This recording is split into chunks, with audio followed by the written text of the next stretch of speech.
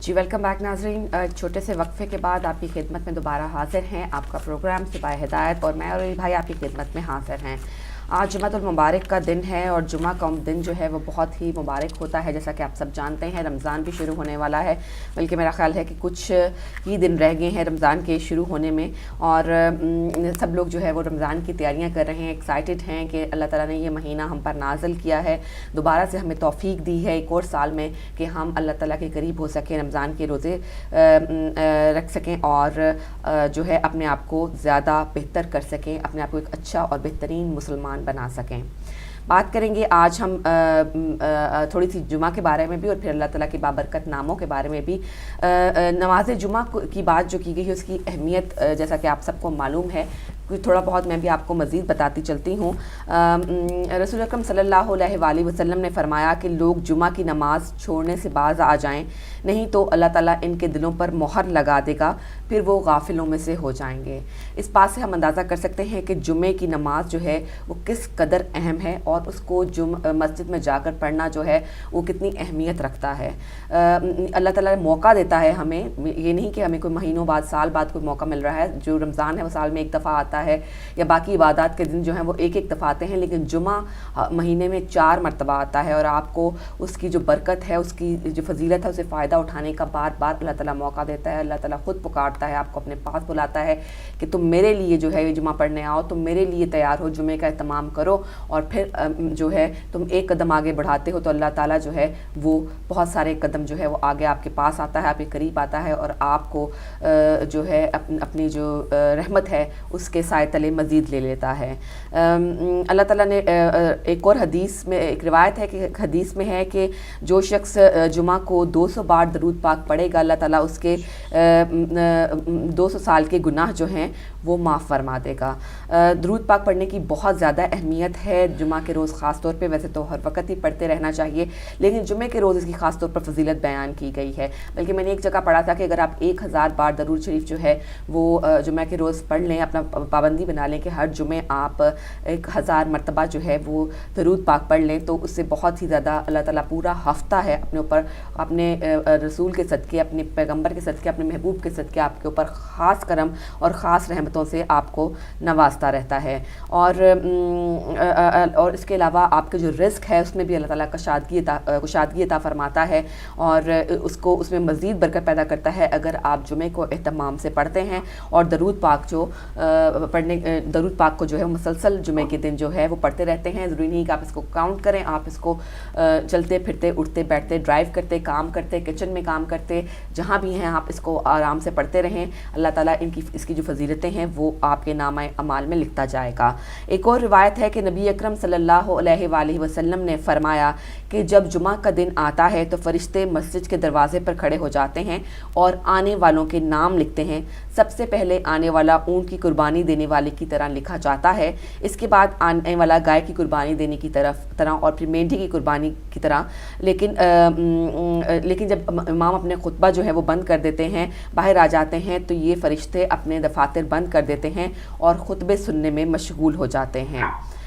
जैसा कि सब दिनों में सबसे बेहतर और अफसल दिन जो है वह जुमे का दिन करार दिया गया है और हज़रत आदम अलैहिस्सलाम जो हैं वो इसी दिन जन्नत में दाखिल किए गए और ये मुसलमानों के इज्तिमा का दिन है। आसमान और ज़मीन और सारी कायनात जो अल्लाह ताला ने पैदा की है, इनमें जुमा उन सब के लिए जुमे के दिन को है बहुत ज़्यादा अहम करार दे दिया है। आज और बात करेंगे हम आज अस्माए हुस्ना पर भी साथ साथ।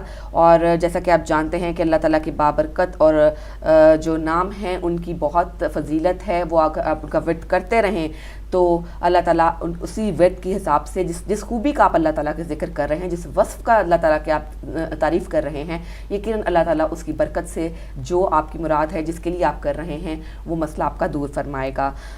या वदूदो की बात करेंगे आज। या वदूदो का मतलब है बहुत ही मोहब्बत करने वाला, वो जो अच्छे अमल करने वालों से मोहब्बत करता है और उन पर रहम फरमाता है और जो मोहब्बत करने के लायक है और जिसकी दोस्ती नफ़ा बख्श है। اگر دو افراد کے درمیان میں کوئی تنازع ہو جائے اور آپس میں کچھ بھی کہہ لیں، بھائی بہن ہوں، میاں بیوی ہوں، بچے، ماں باپ اور اولاد ہوں، یا رشتہ دار ہوں، یا کوئی دوست ہوں، اگر ان کے درمیان میں کسی بھی قسم کا کوئی جو ہے وہ آپس میں کوئی رنجش پیدا ہو جائے، تو آپ یہ کر سکتے ہیں کہ آپ ایک 1000 مرتبہ یا ودودوں کا جو ورد ہے وہ کر کے اس کھانے پر، کسی بھی کھانے پر زیادہ بہتر یہ ہے کہ آپ کسی میٹھی چیز پر اس کو دم کر کے جو ہے آپ جو دونوں افراد ہیں جن کے درمیان میں تنازع پایا جاتا ہے، تفرقہ پایا جاتا ہے، ان کو کھلا دیجئے تو اللہ تعالیٰ ان کے دلوں میں دوبارہ سے محبت پیدا کر دے گا۔ یا خالقو کا مطلب ہے جو مناسب حال قوتوں اور صلاحیتوں سے آراستہ اور وجود بخشنے والا ہے، پیدا کرنے والا ہے۔ جو شخص رات کے وقت اس کا ورد کرتا ہے تو اللہ تعالیٰ قیامت تک اس کی حفاظت اور نگرانی کے لیے ایک فرشتہ متعین کر دیتا ہے، اور اس فرشتے کے اعمال کا اجر ورد کرنے والے کو ملتا رہتا ہے۔ یا خالق جیسا کہ اس کا مطلب ہے کہ وجود بخشنے والا، پیدا کرنے والا، اس کی بہت اہمیت ہے، بہت اس کی نام کو پڑھنے کی فضیلت ہے، اور جو شخص آدھی رات کے بعد 1 گھنٹہ یا اس سے زیادہ اس مبارک کا ورد کرے گا، اللہ تعالیٰ اس کے دل اور چہرے کو منور کر دے گا۔ اس کے علاوہ یہ بھی اس ورد کو اس لیے بھی مانا جاتا ہے کہ جس شخص کا کوئی کچھ بہت قیمتی چیز یا کوئی گھر کا فرد جو ہے وہ مسنگ ہو، کوئی گم ہو گیا ہو، تو وہ اگر 5000 مرتبہ یا خالق کا ورد کرے گا تو اللہ تعالیٰ اس میں مدد فرمائے گا، اور جو گم شدہ چیز ہے یا گم شدہ فرد ہے وہ واپس آ جائے گا۔ جو شخص یا خالق کا ورد 1000 مرتبہ روزانہ کرے گا تو اللہ تعالیٰ اگر اس کے پاس اولاد نرینہ کی نعمت نہیں ہے تو اللہ تعالیٰ اس کو اولاد نرینہ سے نوازے گا۔ اور جو کوئی لڑائی میں، یعنی اگر آپ کسی کے ساتھ، اب تو وہ جنگوں والی بات نہیں ہوتی، لیکن جس قسم کی بھی لڑائی ہو، جس قسم کا بھی تنازع و تفرقہ ہو، تو آپ یہ کر سکتے ہیں کہ آپ 300 مرتبہ یا خالق کو پڑھیے، اللہ تعالیٰ خاص کرم فرمائے گا اور دشمن جو ہے وہ مغلوب ہو جائے گا۔ معافی چاہتی ہوں۔ اگلا اسم جس کے بارے میں بات کرنا چاہوں گی وہ ہے یا باریو۔ یا باریو کا مطلب ہے ہر چیز کو عدم سے وجود میں لانے والا، وہ جس نے ہر شے متناسب اور بے مثال تخلیق کی ہے۔ یا باریو ہر چیز کو عدم سے وجود میں لانے والا۔ نماز مغرب کے بعد 7 دن مسلسل اگر اس کا ورد کیا جائے تو اللہ تعالیٰ بے اولاد لوگوں کو جو ہے وہ اولاد کی نعمت سے سرفراز فرماتا ہے۔ اگر کوئی طبیب، کوئی ڈاکٹر اس کو مسلسل پڑھتا رہے یا باریوں کا ورد کرتا رہے تو اللہ تعالیٰ اس کے ہاتھ میں مزید شفا عطا فرماتا ہے۔ جو کوئی ہفتہ کے دن اس کو 100 بار پڑھے گا، اللہ تعالیٰ اس کو جنت الفردوس میں جگہ عطا فرمائے گا۔ اور جو کوئی اس اسم کو 244 بار اگر آپ اس کو پڑھ کے اللہ تعالیٰ کے حضور دعا مانگیں تو اللہ تعالیٰ آپ کی دعا کو ضرور قبول فرمائے گا۔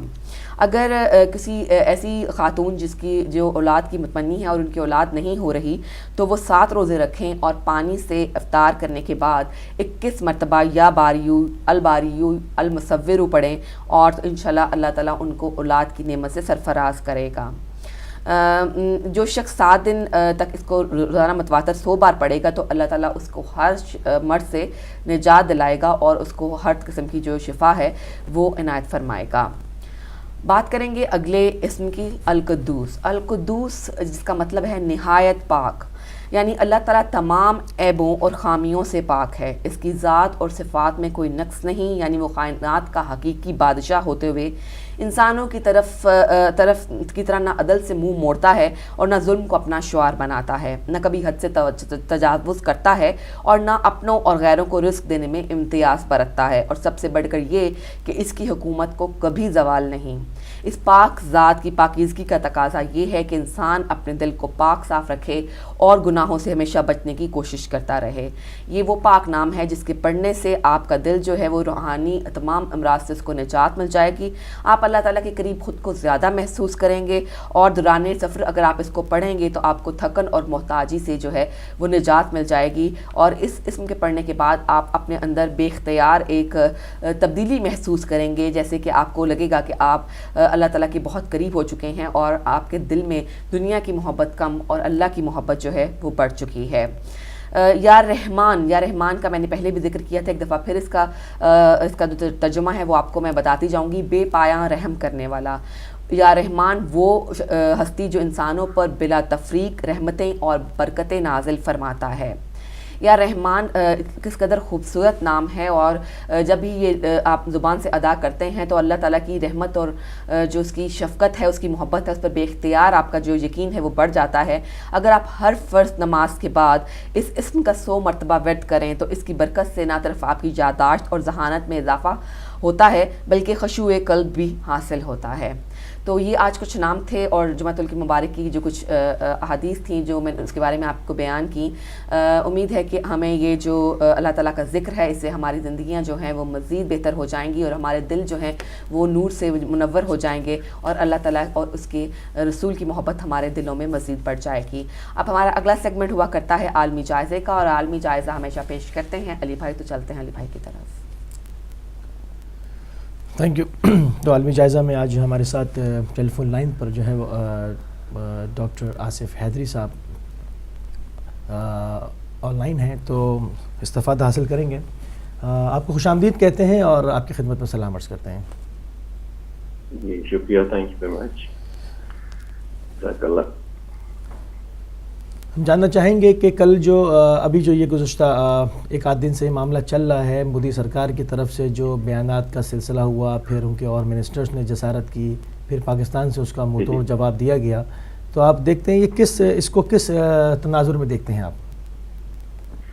میرے خیال میں علی بھائی، اگر اس کو تھوڑا سی براڈر کانٹیکسٹ میں دیکھا جائے تو یہ صورتحال ایک دو روز کا معاملہ نہیں ہے، کچھ عرصے سے چل رہی ہے۔ جب سے مودی گورنمنٹ آئی ہے ان پاور، پاکستانی گورنمنٹ نے، آپ دیکھیں کہ ہمارے پرائم منسٹر نے اگینسٹ پاکستانی اسٹیبلشمنٹ کا ہارڈ اسٹانس ہے، ہی وینٹ ٹو انڈیا، وہاں پہ جا کے انہوں نے openly welcomed him, he was invited as well, تو they wanted to have a good start. اب ہوا یوں ہے کہ اس پورے عرصے میں صرف ایک نہیں، معاملات جو ہیں انڈیا کے ہاتھ سے نکلنے شروع ہو گئے ہیں، ایک پر کر ایک کر کے معاملات ان کے ہاتھ سے نکلے ہیں۔ آپ جیسے کہہ لیں افغانستان میں فرسٹریشن بڑھی ہے، افغانستان میں اپنی پالیسی میں چینج کر دی ہے، ریئلائز افغانستان میں بھی ایک صورتحال میں تھوڑی سی تبدیلی آئی اور انڈیا کو وہاں پہ لاس ہوا، بیسیکلی فارن پالیسی میں انڈیا کی فارن پالیسی فیل ہوئی۔ اور سیم وے چائنا نے بھی تو جو ہے کہ چائنا کی افغانستان میں انٹرونشن اور ان کی جو انفلوئنس ہے وہ بھی بڑا ہے۔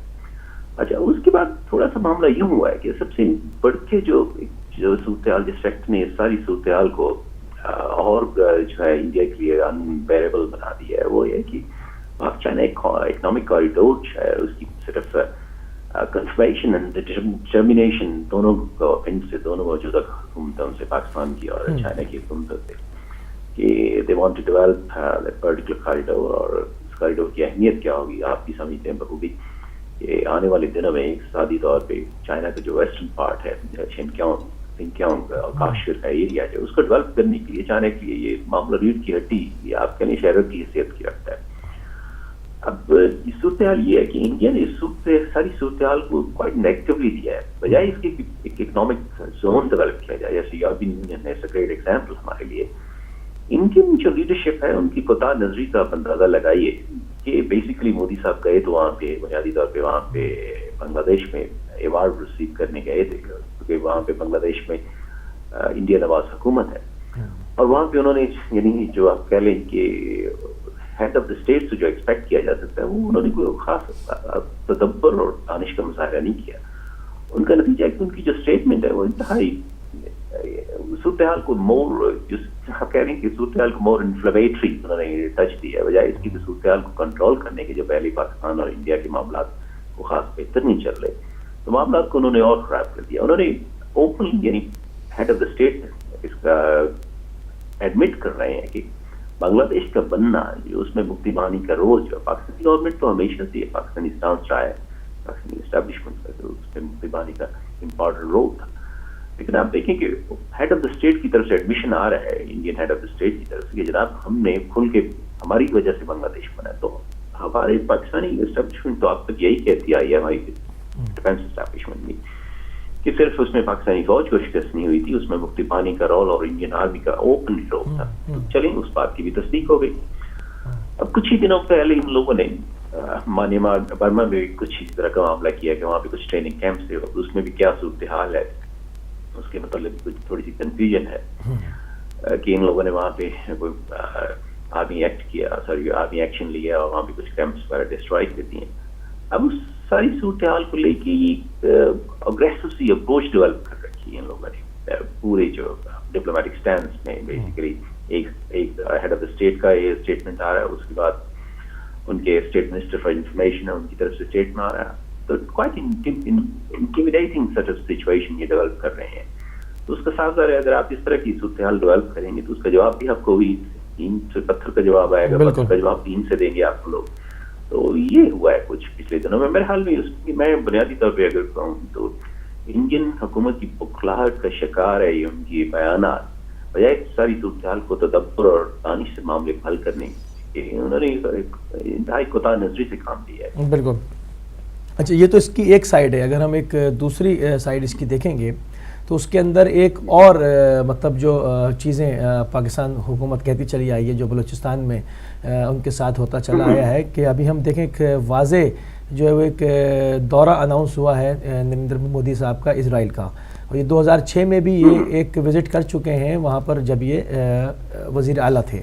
مگر اب ایز اے کہ ایک ہیڈ آف اسٹیٹ پہلا دورہ ہوگا کسی بھی ہندوستانی وزیر اعظم کا, اس سے پہلے کسی بھی وزیر اعظم کا ہندوستان کے ایسا دورہ نہیں ہوا. تو اس کو جو ایک مشکلات کھڑی ہو رہی ہیں مسلمانوں کے لیے اس ریجن کے اندر, اس پہ کیا کہیں گے آپ؟ دیکھیے اس کو میں تھوڑا سا براڈر کانٹیکسٹ میں دیکھوں گا. آپ نے پہلے ذکر کیا بلوچستان کی صورتحال کا. اگر بلوچستان کی صورتحال کو آپ تھوڑا سا نظر غور جائزہ لیں تو آپ کو خاصی واضح صورتحال سمجھ آ جاتی ہے کہ بلوچستان میں پاکستانی گورنمنٹ خاصی عرصے سے کلیم کرتی رہی. یہ دعویٰ ہے کہ ان کی فارن انٹروینشن عراق ریسرچ اینڈ نیلس ونگ جو ہے انڈین لا ایجنسی جو ہے ان کا انفلوئنس ہے اور ان کی کنٹریبیوشن کیا ہے, اور وہ چیز تھوڑی سی کھل کے سامنے آ رہی ہے. اور اس کی عجیب داول جو ہے ان کے جو advisory security advise national security adviser ان کی طرف سے بھی غالباً, بلکہ نیشنل سیکورٹی نہیں غالباً ان کے انٹیلیجنس ایڈوائزر ہیں, تو ان کی طرف سے بیانات بھی جو ہیں وہ کھل کے سامنے آئے ہیں. تو کیا ہم کریں گے چائنا اکنامک کوریڈور جو اس کو سبوٹاج کرنے کے لیے کھل کے انہوں نے مخالفت کی, اور کہ ہم جناب یوں کرتے ہیں, ہم دھمکیاں لگا دے رہے ہیں اوپنلی صرف اوپن چینلز پہ کہ دہشت گردی کا جواب ہم دہشت گردی سے دیں گے اور ایک فون کال پہ. تو یہ تو وہ چیزیں جو آن دا ریکارڈ کہہ چکے ہیں. اچھا, ایک تو یہ بات ہوگی کہ بلوچستان میں انٹروینشن جو ہے وہ پہلے پاکستانی گورنمنٹ صرف اپنی طرف سے کلیم کرتی تھی, لیکن اب انہوں نے خود تصدیق کر دی اس چیز کی, اور ان کی بخلاہٹ کا شکار ہیں آفٹر یہ China economic corridor, China Pakistan economic corridor کی اناؤنسمنٹ کے بعد. اچھا, ایک یہ ہو گیا. اب تو یہ کہ صرف یہی نہیں, انڈیا کو کچھ اور محاذوں پہ بھی سفارتی محاذ پر بھی, خاص طور پہ میں سفارتی اور دفاعی محاذوں پہ بھی کچھ بخلاہٹ کا شکار ہے کہ چائنا نے ایک پالیسی ڈیولپ کی جسے پرل اسٹرنگز کا نام لیا جا ہے. چائنا نے ڈفرنٹ یعنی چائنا سی میں اور ایون آپ کہتے ہیں انڈین اوشن میں ڈفرنٹ جگہ پہ چائنا نے اپنے ڈیفینسو انفلوئنس اسٹیبلش کرنے کے لیے انہوں نے مختلف ممالک کے ساتھ, اور خاص طور پہ ساؤتھ ایسٹ ایشیا کے مختلف ممالک ہیں ان کے ساتھ اپنے ڈیفینس جو ہے نا ایگریمنٹ ڈیولپ کیے ہیں, ان کے سی پورٹس ڈیولپ کیے ہیں. تو چائنا کو ایکسیس حاصل ہو گئی اس وجہ سے. اب جہاں تک آپ نے بات کی اسرائیل کی اور اپنے انڈیا کی کوآپریشن, یہ تو کافی عرصے سے چل رہا ہے. انڈیا کو ٹیکنالوجی کی ضرورت ہے, انڈیا کے پاس کافی انڈیجنس ٹیکنالوجی نہیں ہے, اور اس معاملے میں اسرائیل نے خاصا ان کو سپورٹ کیا ہے خاص معاملات میں. آپ مثال ٹیکنالوجی لے لیں, کچھ اور ایشوز ہیں, خاصی ڈیفینس پروڈکٹس انہوں نے انڈیا کو سیل کیے ہیں. تو آپ کہہ لیں کہ اسرائیل جو ہے انڈیا کا one of the major exporters, arms exporters. اگر آپ ٹاپ 5 میں لیں تو اس میں انڈیا کے ساتھ اسرائیل کی بائیلیٹرل ریلیشنز ہیں وہ خاصی ڈیولپمنٹ کی وجہ سے. اب آپ کو پتہ ہے کہ وہ ایک ہے کہ مائی اینیمی از مائی فرینڈ, تو کچھ اس طرح کی صورتحال بھی انڈیا کے اور اسرائیل کے تعلقات. بالکل, اس کو آپ تھوڑے سے براڈر کانٹیکسٹ میں دیکھیں تو انڈیا کو جو کنٹینمنٹ ہو رہی ہے اس میں پاکستان چائنا کا کوآپریشن ہے. انڈیا امریکہ کی طرف بھی ہاتھ بڑھا رہا ہے, اور پرانے الائز جو انڈیا کے مثلا Russia that's turning away from current Indian foreign policy. تو یہ لمبی سی یعنی چلتی ہے صورتحال. اگر آپ اس کو بغور جائزہ لیں تو اس میں خاصی آپ کو نظر آتے ہیں ملٹی ڈائمینشنل سچویشن ڈیولپ ہو رہی ہے. India is losing in Afghanistan. Pak-China economic corridor is a major blow to their failure of their foreign policy. اب اس کو کاؤنٹر کرنے کے لیے انڈیا نے ایک اور حرکت کی ہے کہ چابہار کا, اگر آپ کو قصہ یاد ہو, چابہار ایک پورٹ ہے, جی چابہار ایران کا جو پورٹ انڈیا نے, جی یہ project memorandum of MOU जो है of understanding sign हुआ था आज 12 साल पहले, लेकिन जब भी ये पाक चाइना इकोनॉमिक कॉरिडोर अनाउंस हुआ तो उसी वक्त इंडिया को भी याद आया कि ये खासे अरसे से खाने में पड़ा हुआ है. They want to develop as a sort of alternate to Pakistan's economic corridor. Gwadar port की उसको काउंटर करने के लिए उन्होंने वो वहाँ पे भागे पहुंचे, वहाँ पे रिवाइव किया, उसको साइन किया, हम $1 मिलियन की इन्वेस्टमेंट करें. तो ये सारी जो वाकयात है इनसे अंदाजा होता है कि इंडिया की जो फॉरेन पॉलिसी और फॉरेन डिफेंस पॉलिसी वो वन आफ्टर अदर फेलियर्स जो है तो उसमें बकलाहट का शिकार हो गए हैं. मुझे तो कुछ यूं नजर आ रहा है, बजाय इसके कि मामला बैठ के बातचीत से हल किए जाए, बायलैटरली डेवलप किया जाए और पूरे साउथ ईस्ट एशिया को अमन का गहवारा बनाया जाए, तो उनकी कुछ पॉलिसी कुछ और नजर आती है.